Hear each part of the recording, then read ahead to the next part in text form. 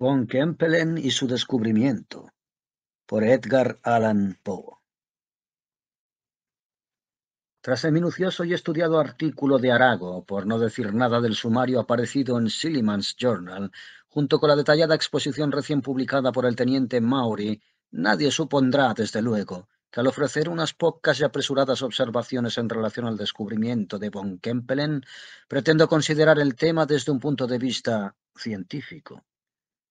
Mi propósito es, en primer lugar, decir sencillamente unas palabras sobre el propio Von Kempelen, con quien hace algunos años tuve el honor de tratar personalmente durante un breve tiempo, pues todo lo que a él se refiere tiene en estos momentos gran interés, y en segundo lugar, considerar de un modo general y especulativo los resultados de su descubrimiento. Convendría, sin embargo, iniciar las observaciones que voy a ofrecer a vuela pluma, negando decididamente lo que parece ser una impresión general, deducida, como es corriente en casos semejantes de los periódicos, a saber, que este descubrimiento, tan asombroso como incuestionable, no tiene precedentes. Si nos remitimos al diario de Sir Humphrey Davy, Cottle y Monroe, Londres, 150 páginas, se verán las páginas 53 y 82 que este ilustre químico no sólo había concebido la idea en cuestión, sino que había hecho en realidad progresos, nada insignificantes por vía experimental, en el mismísimo análisis, ahora tan triunfalmente solucionado por Von Kempelen, quien, aun cuando no hace la más ligera alusión a ello, sin duda, lo digo sin vacilar, y puedo probarlo si es necesario, debe al diario por lo menos la idea inicial de su empresa. Si bien un tanto técnicos, debo incluir aquí dos pasajes del diario con una de las ecuaciones de Sir Humphrey. Como no disponemos de los necesarios signos algebraicos y como el diario puede encontrarse en la biblioteca del Ateneo, omitimos una pequeña parte del manuscrito del señor Poe, los editores. El suelto del Courier and Enquirer, que está dando vueltas por toda la prensa y que pretende reivindicar la invención para un tal señor Kissam de Brunswick, Maine, me da la impresión de ser un tanto apócrifo, por varias razones, si bien no hay nada imposible ni muy improbable en las afirmaciones que realiza. No necesito entrar en detalles. Mi opinión sobre el suelto está basada principalmente en su forma. No tiene aspecto de ser cierto. Las personas que narran hechos rara vez son tan minuciosas como se empeña en serlo el señor Kissam acerca del día, la hora y el lugar exactos. Además, si el señor Kissam realized el descubrimiento que dice que hizo en la época señalada, hace casi 8 años, ¿cómo se explica que no diera ningún paso al instante para recoger los inmensos beneficios que hasta el más patán comprendería cuáles son, que deparaba el descubrimiento a él individualmente y al mundo en general? Me parece increíble que cualquier persona con sentido común haya descubierto lo que el señor Kissam dice que averiguó, y no obstante actúe como un niño o como un estúpido, que es como el señor Kissam admite que procedió. Por lo demás, ¿quién es el señor Kissam? ¿Y no será todo ese artículo del Courier and Enquirer una superchería para dar que hablar? Hay que confesar que tiene un sorprendente aire de burla.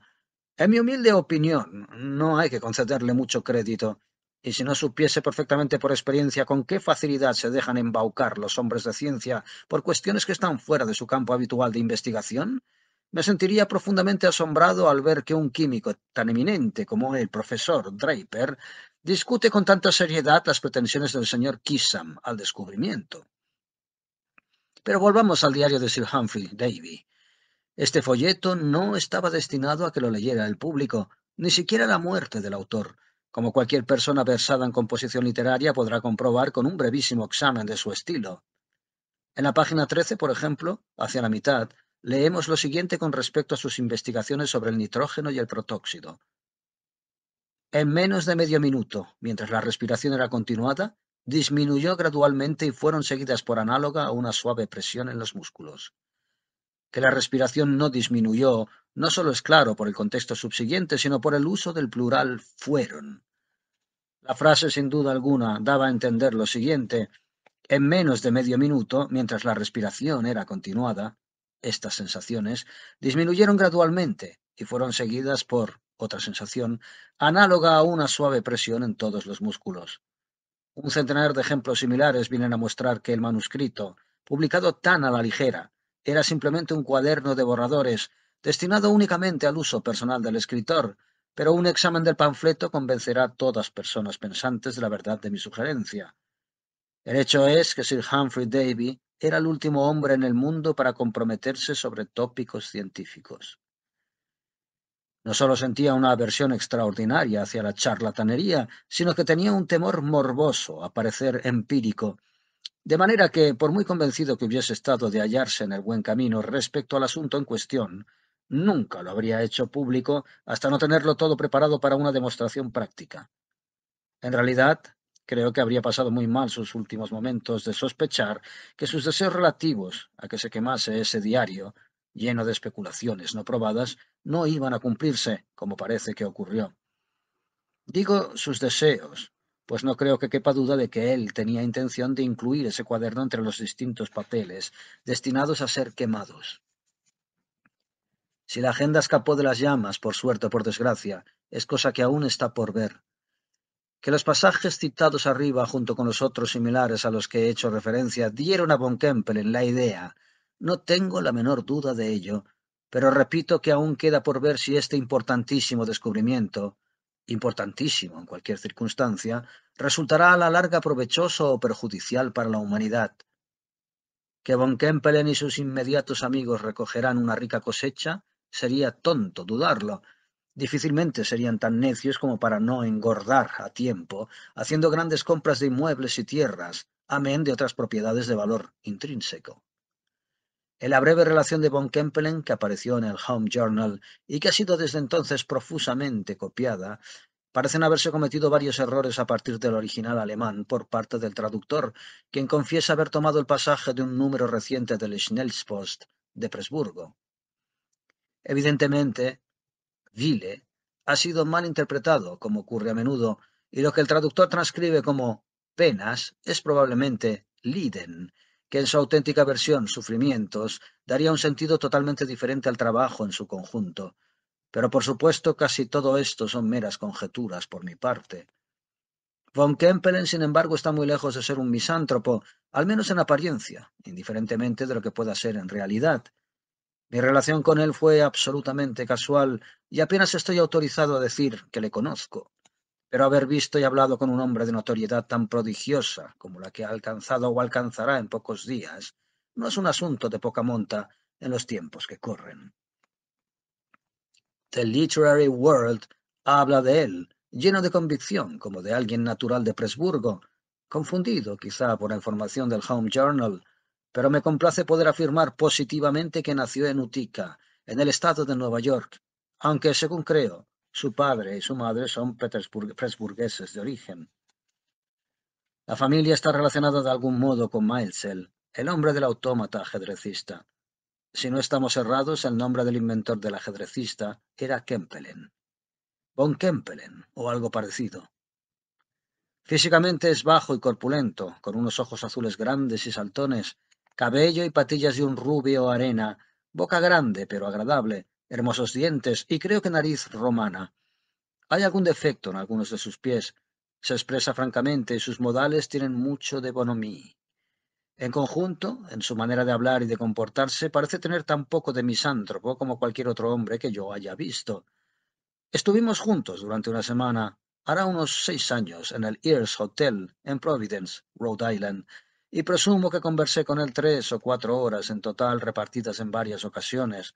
Sus temas principales eran los del día, y nada de lo que decía me hizo sospechar sus éxitos científicos. Abandonó el hotel antes que yo con la intención de ir a Nueva York y luego a Bremen, y fue en esa ciudad donde primeramente se sospechó lo que había descubierto.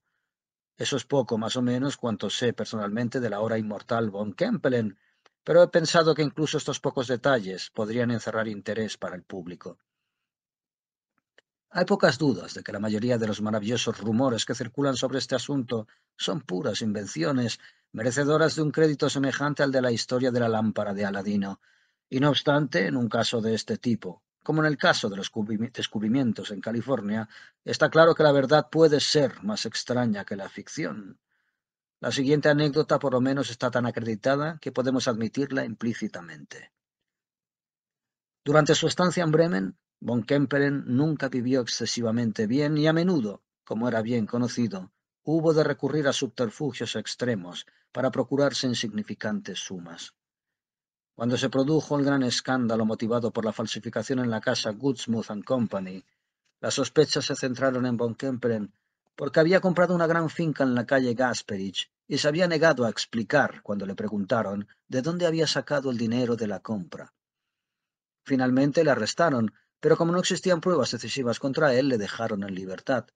La policía, sin embargo, mantuvo una estrecha vigilancia de sus movimientos y descubrió de esa manera que salía a menudo de casa, que tomaba siempre el mismo camino y que invariablemente despistaba a sus perseguidores en las cercanías de ese laberinto de angostos y tortuosos callejones, que es como es conocido en la jerga de Lampa, Dondergat.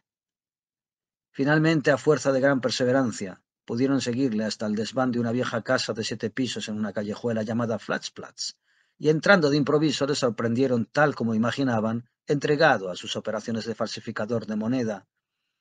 La agitación de Von Kempelen era tan ostensible que los agentes no tuvieron la menor duda de su culpabilidad. Después de esposarle, registraron su habitación, o mejor dicho, sus habitaciones, pues parecía que ocupaba toda la mansarda. Comunicado con el desván donde le atraparon, había un gabinete de 10 pies por 8, equipado con algunos aparatos de química, cuya finalidad aún no se ha establecido. En un rincón del gabinete había un horno muy pequeño con un fuego lento, y sobre el fuego una especie de crisol doble, 2 crisoles unidos por un tubo. Uno de ellos estaba casi lleno de plomo en estado de fusión, pero sin llegar a la abertura del tubo, que se hallaba cerca del borde. El otro crisol contenía algún líquido, que cuando entraron los agentes parecía estar evaporándose velozmente. Estos cuentan que al verse atrapado, Von Kempelen cogió los crisoles con ambas manos, que tenía embutidas en guantes, los cuales resultaron luego ser de amianto, y arrojó el contenido al suelo de baldosas. Fue entonces cuando le esposaron, y antes de proceder a explorar el lugar, le registraron pero no encontraron en toda su persona nada extraño, excepto un envoltorio de papel en el bolsillo de su abrigo, que contenía, según se averiguó después, una mezcla de antimonio y alguna sustancia desconocida, en casi, pero no del todo, igual proporción. Todos los intentos de analizar la sustancia desconocida han fracasado hasta ahora, pero nadie duda de que finalmente se analizará. Mientras salían del gabinete con su prisionero, los agentes pasaron por una especie de antecámara en la cual no se encontró nada sustancial, de camino al dormitorio del químico. Allí revolvieron algunos cajones y cajas, pero solo descubrieron unos cuantos papeles en importancia y algunas monedas de oro y plata. Finalmente, al mirar debajo de la cama, vieron un gran baúl de cuero vasto, sin goznes, pasador ni cerradura, y con la tapa colocada descuidadamente, de través. Al intentar sacar a rastras el baúl de debajo de la cama, notaron que ni con sus fuerzas combinadas, eran 3 hombres vigorosos, podían moverlo ni una pulgada. Muy asombrados por ello, uno de ellos se escurrió debajo de la cama, miró al interior del baúl y dijo: «No es extraño que no podamos moverlo. Está lleno hasta los bordes de trozos de latón viejo». Apoyó entonces sus pies contra la pared, a fin de tener un buen punto de apoyo, y empujó con todas sus fuerzas mientras sus compañeros tiraban con todas las suyas, y con gran dificultad sacaron el baúl a rastras de debajo de la cama y examinaron su contenido. El presunto latón que lo llenaba consistía todo él en trozos pequeños y planos, cuyo tamaño variaba del de un guisante al de $1, pero esos pedazos representaban una configuración irregular más o menos lisa, y en conjunto se parecían muchísimo al plomo cuando cae al suelo en estado de fusión y se deja allí enfriar. Ahora bien, ninguno de los agentes sospechó por un momento que aquel metal fuese otra cosa que latón. La idea de que fuera oro nunca entró en sus cabezas, por supuesto. ¿Cómo podían haber llegado a creer semejante fantasía? Y es fácil suponer su asombro cuando al día siguiente se supo en todo Bremen que aquel montón de latón que ellos habían acarreado con despreciativamente a la comisaría, sin tomarse la molestia de embolsarse ni un trocito, no sólo era oro, oro auténtico, sino un oro mucho más puro que cualquier otro empleado en la acuñación de monedas. Oro, sí, absolutamente puro, virgen, sin el menor rastro de aleación. No necesito entrar en los detalles de la confesión de Von Kempelen, hasta donde llegó, y de su puesta en libertad, pues son familiares al público. que él ha realizado en espíritu y en la práctica, si bien no al pie de la letra, la vieja quimera de la piedra filosofal, es algo que ninguna persona sensata podrá dudar. Las opiniones de Arago son, por supuesto, merecedoras de la mayor consideración, pero no él es de ningún modo infalible, y lo que dice del bismuto en su informe a la Academia debe tomarse cum grano salis. La pura verdad es que por ahora todos los análisis han fracasado, y hasta que von Kempelen no quiera darnos a conocer la clave de su público enigma, es más que probable que el asunto permanezca durante años in statu quo. Todo lo que pasa aquí, puede decirse cabalmente, es que el oro puro puede obtenerse a voluntad y muy fácilmente a partir del plomo, y en unión de otras ciertas materias desconocidas en cuanto a su clase y proporción. Abundan, por supuesto, las especulaciones sobre los inmediatos y últimos resultados de este descubrimiento, un descubrimiento que las personas reflexivas vacilarán en relacionar con el creciente interés por la cuestión del oro en general, a causa de los recientes hallazgos en California. Y esta reflexión nos lleva inevitablemente a otra, a la gran inoportunidad del análisis de von Kempelen. Si muchas personas se abstuvieron de aventurarse en California por el solo temor de que el oro, dada su abundancia en las minas de aquella región, disminuyera tanto de valor material que convertiría en dudoso el interés de ir tan lejos en su busca, ¿qué impresión causará ahora en la mente de quienes están a punto de emigrar y especialmente en la de quienes se encuentran en la región minera el anuncio de este sorprendente descubrimiento de von Kempelen? Porque este descubrimiento significa, en pocas palabras, que aparte de su utilidad intrínseca con fines manufactureros, cualesquiera que puedan ser, el oro tiene ahora, o al menos tendrá pronto, pues no cabe suponer que von Kempelen pueda mantener mucho tiempo su secreto, un valor no mayor que el plomo, y muy inferior al de la plata. En realidad es muy difícil especular con vistas al futuro sobre las consecuencias del descubrimiento, pero puede afirmarse que si el anuncio de este descubrimiento se hubiera hecho hace 6 meses, habría ejercido gran influencia sobre los asentamientos en California. En Europa hasta ahora, los resultados más notables han sido el alza del 200% en el precio del plomo y casi del 25% en el de la plata.